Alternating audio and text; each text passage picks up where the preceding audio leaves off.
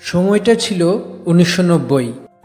তারা আর কেউই নন, তারা হলেন নদীম শ্রাবণ। বিখ্যাত এই নদীম শ্রাবণ জুটি 90 দশকের প্রতিটি মানুষের মুখে মুখে ফিরত তাদের গান।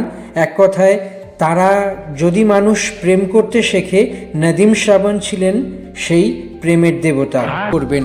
এবং তারা সেই কাজ শুরু করাটা খুব একটা মসৃণ রাস্তা ছিল না। তার আগে বহু লড়াই লড়তে হয়েছে এবং বহু জায়গায় তাদেরকে বহু ফ্লপের মুখ দেখতে হয়েছে। ভোজপুরি সিনেমা দিয়ে নদীম শ্রাবণ শুরু করেন তাদের যাত্রা, কিন্তু সেই যাত্রা খুব একটা মসৃণ হয়নি। সাফল্য তখনও অধরা ছিল। তারপরে আস্তে আস্তে গুলশান কুমারের সঙ্গেই পরিচয় হয় এবং গুলশান কুমার একটা মিউজিক ভিডিও করার জন্য তাদের বেশ কিছু গান দিতে বলেন এবং সেই গান তারা জমা দেন এবং সেই গান ভালো লাগে মহেশ ভাটের। আর সেই সিনেমাই হলো ইতিহাস সৃষ্টি করলো আশিকি। সেই আশিকি সিনেমা থেকেই অশ্বমেধের যজ্ঞের ঘোড়া সেই যে দৌড়তে শুরু করলো, আর নদীম শ্রাবণকে পেছনেই তাকাতে হয়নি। একের পর এক হিট সিনেমা, একের পর এক হিট মিউজিক, দিওয়ানা থেকে শুরু করে হাম হে রহি প্যার কে, চমৎকার, দিল কা ক্যা কুসুর, একের পর এক ব্লকবাস্টার হিট।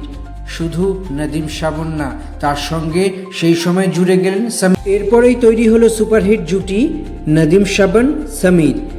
একের পর এক সুপারহিট গান, ফুল और কাঁটে, আশিকি, দিওয়ানা, রাজা হিন্দুস্তানি, পরদেশ, ধড়কন, সাজন, মানে শুরু করলে শেষ হবে না।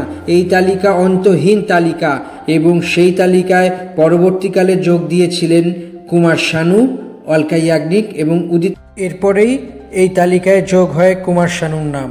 আর সেই ইতিহাস আর কাউকে বলতে হবে না। একের পর এক ব্লকবাস্টার সিনেমা, একের পর এক মেলোডিয়াস সিনেমা এবং একের পর এক super duper big bumper blockbuster cinema. কিন্তু পরিণতি কী হলো? কার নজর লাগলো এই নদীম শ্রাবণের দিকে? সত্যি সেই ইতিহাসের দিকে তাকালে আজও চোখ ছলছল করে ওঠে। হিট মেশিন না হত্যাকারী? গুলশান কুমারের মৃত্যুই বদলে দিল বলিউডের পুরো নকশা। নদীম হলেন দেশছাড়া। শ্রাবণ ভারতে থেকেই নদীমের সঙ্গে কথাবার্তা বলে তারপরে যে হিট জার্নি এগিয়ে নিয়ে যেতে চলেন। তারপরে নদীম বিদেশে চলে গেছেন, কিন্তু তারপরে চলতে থাকে এই ভালো কাজের সিলসিলা। কিন্তু হঠাৎ তাল কাটলো, হঠাৎ গেল সব। নদীম শ্রাবণের সঙ্গে কুমার শানু, এর ফল সুপারহিট গান এবং ব্যাক টু ব্যাক 5টি ফিল্মফেয়ার অ্যাওয়ার্ড। কুমার শানুই বলেছিলেন নদীম শ্রাবণের মিউজিকে তার জীবনের ঊর্ধ্বগামী গ্রাফ ধরা পড়েছে এবং একই সঙ্গে নদীম শ্রাবণের মিউজিক এবং তার কণ্ঠস্বর যদি সব থেকে ভালো কেউ সুবিচার করে থাকেন, তিনি হলেন ঋষি কাপুর, শাহরুখ খান এবং আরও 2-4টে হাতে গোনা নাম আছে। শ্রাবণ, কুমার শানু এবং তার সঙ্গে সমীর একসঙ্গে চলে এসেছিলেন একটা লাইনে, কিন্তু পরবর্তীকালে এরপরেই আসেন উদিত নারায়ণ এবং অলকা ইয়াগনিক। তারপর আরও এক উচ্চমানের, আরও এক উচ্চতার সৃষ্টি হয়। কিন্তু সেই ক্ষত নদীম ফেরার। শুনতে পাওয়া গিয়েছে যে নদীম বিদেশে গিয়ে পারফিউমের ব্যবসা বা সুগন্ধির ব্যবসা শুরু করেন।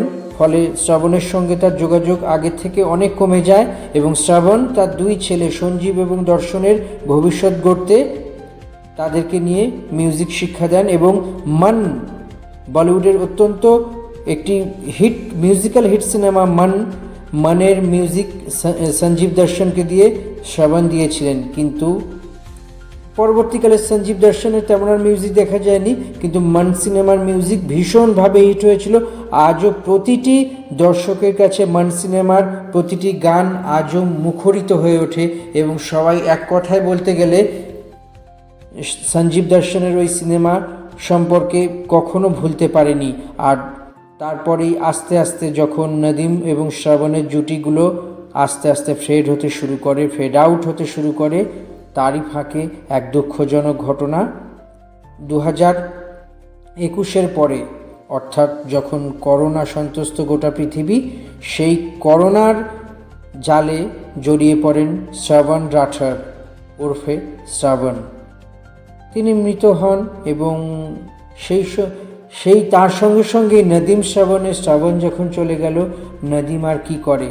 আর সেই বিগত 5 বছর ধরে নদীমের মিউজিক আর শুনতেও পাওয়া যায় না। এক মিউজিক প্রেমী বা সঙ্গীত প্রেমী মানুষের কাছে এক বড় ক্ষতি। এই ক্ষতিপূরণ কোনোভাবেই করা যাবে না। তবে শ্রাবণের এবং নদীমের মিউজিকের সঙ্গে সঙ্গে শ্রাবণের ছোট ভাই বিনোদ রাঠোর কিন্তু অনেক সিনেমায় গান গেয়েছেন, বিশেষত যেখানে কুমার শানুর অভাব ছিল, যেখানে শাহরুখ খান থাকতেন, সেখানে বেশিরভাগ সময় নদীম শ্রাবণ ব্যবহার করতেন বিনোদ রাঠোর।